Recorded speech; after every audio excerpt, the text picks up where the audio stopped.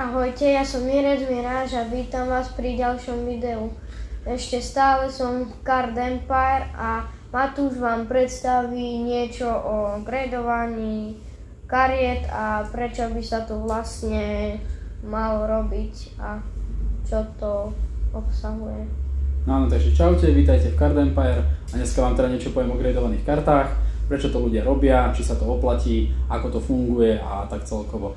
Takže vy keď otvoríte kartu z balíku, ona môže prísť v rôznych stavoch, hej, môže byť proste krajšia, trošku menej horšia, trošku ohratá a sú spoločnosti, ktoré vám za tento stav dokážu ohodnotiť, dokážu vám dať istú známku na tú kartu. Oni ju zapečatia do takéhoto plastového obalu a tú známku vám vyhotovia na základe jednak osobného posúdenia a jednak na to používajú programy, napríklad rôzne AIčkové analýzy a taká tá celková analýza vypluje istú známku, jedna je najhoršia, 10 je najlepšia. Čo to ale v praxi znamená? Okrem toho, že vy si tú kartu uchováte a tým pádom sa už nedokáže nejako zničiť, tak samozrejme, že je to aj zvýši istú hodnotu, keďže tí zberatelia oni pôjdu len po tých najlepších kusoch, čiže oni niektorí zberatelia budú hľadať len tie desiatky a na niektorých kartách to dokáže urobiť že obrovské prémium. Povedzme si napríklad, že táto karta, Misty's Favor, krásna karta, keby je len, že nie je ohodnotená, táto je konkrétne ohodnotená na 10, ale keby nebola ohodnotená, tak má povedzme že nejakých 200 €, ale takto v PS desiatku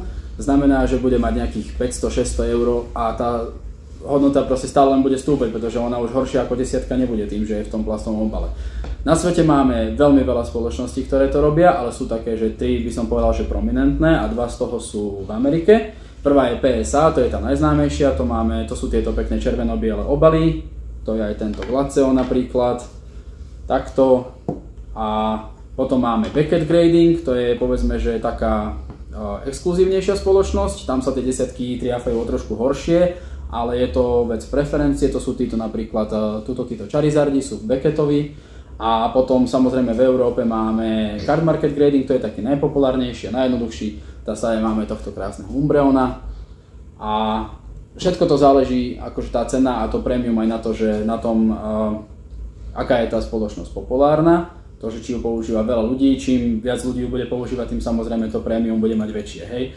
Napríklad tuto je to ľahké, pekné porovnanie na tomto Glaceonovi, keby ho nemám ohodnoteného, tak má 150 €, takto okolo 300-350 €, ako sa vám podarí. Plus, ako extra bonus, čo sa mne páči najviac na tých gradovaných kartách je, že ako kolektor, ako zberateľ, mne sa páči tie karty ukazovať a vystavovať. A takto si myslím, že sa to vystavuje oveľa lepšie, ako keď nie sú v tých slaboch. No, takže ak by si chcel vedieť niečo viacej o gradovaných kartách, napíš nám na Card Empire alebo tomuto fešákovi na YouTube. A nezabudni lajknúť, dať nám odber a maj sa krásne. Čau. Čau.